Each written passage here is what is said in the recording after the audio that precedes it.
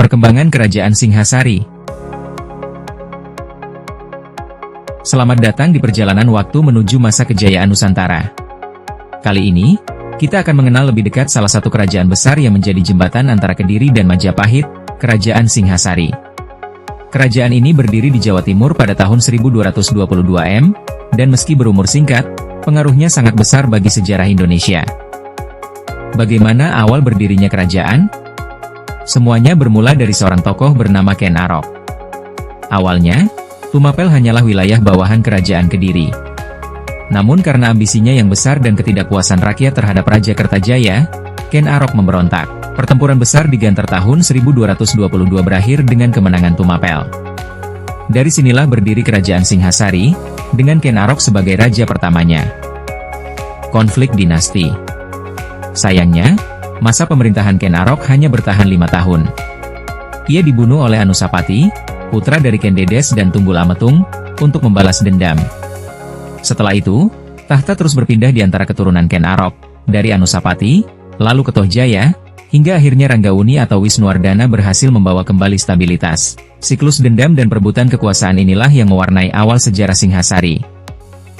Masa kejayaan Kertanegara. Stabilitas yang dibangun Wisnuwardana menjadi fondasi bagi kejayaan di masa Raja Kertanegara, raja terbesar Singhasari. Kertanegara dikenal visioner. Ia ingin menyatukan Nusantara dalam sebuah kekuasaan besar yang disebut Cakrawala Mandala Dwipantara. Untuk mewujudkan itu, ia melancarkan ekspedisi besar ke luar Jawa, yang terkenal adalah ekspedisi Pamalayu ke Sumatera. Ia juga menolak tunduk pada dinasti Mongol yang dipimpin Kubilai Han, bahkan menghina utusannya sebagai bentuk perlawanan. Kemajuan sosial dan budaya. Selain perluasan wilayah, masa Kertanegara juga dikenal sebagai puncak perkembangan budaya dan spiritual.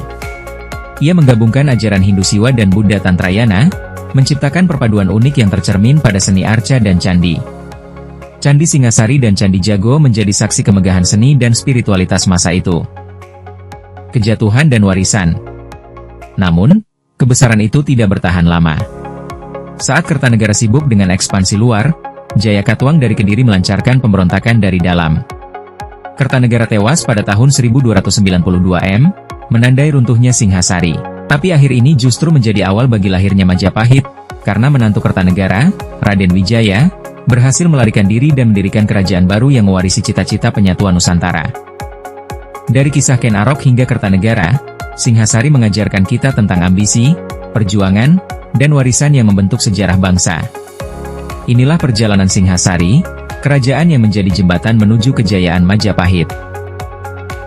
Sebagai generasi muda, kita harus belajar dari kisah Singhasari, bahwa kejayaan bangsa tidak datang begitu saja, tetapi lahir dari perjuangan, tekad, dan persatuan.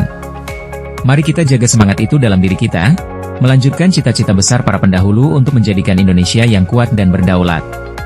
Jadilah generasi yang tidak hanya mengagumi sejarah, tapi juga menciptakan sejarah baru bagi negeri tercinta.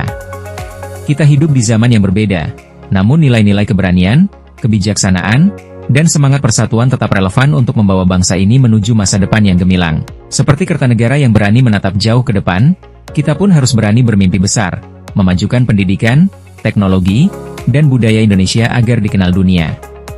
Bangunlah semangat kepemimpinan dan rasa cinta tanah air, karena setiap langkah kecil yang kita lakukan hari ini akan menjadi bagian dari sejarah besar bangsa di masa depan.